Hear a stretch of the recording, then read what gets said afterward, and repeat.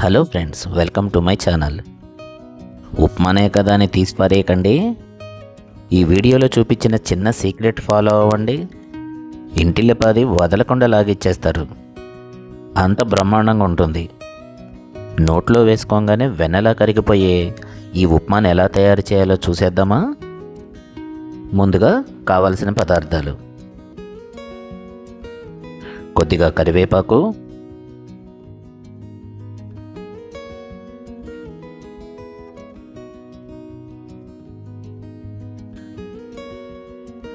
కొద్దిగా ఆయిల్,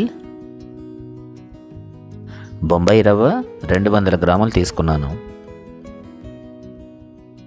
సన్నగా తరిగిన అల్లం పచ్చిమిరపకాయలు, తాలింపు దినుసులు,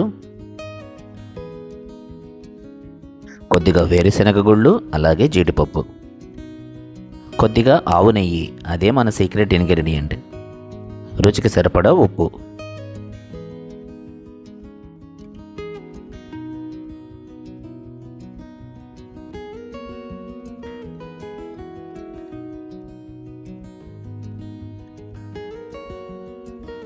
తయారీ విధానాన్ని చూసేద్దాం. ముందుగా వేడెక్కిన కడాయిలోకి కొద్దిగా ఆవు నెయ్యిని యాడ్ చేయండి.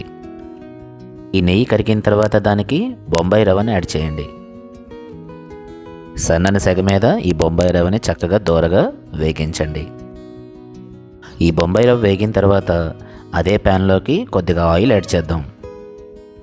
ముందుగా తాలింపు దినుసులు, వేరుశెనగ గుళ్ళు, జీడిపప్పు, అల్లం పచ్చిమిర్చి, అలాగే కరివేపాకు.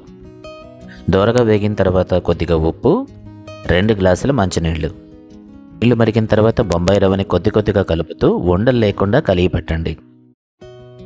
ఇప్పుడు సన్నని సెగ మీద చక్కగా కలిగి పెట్టండి.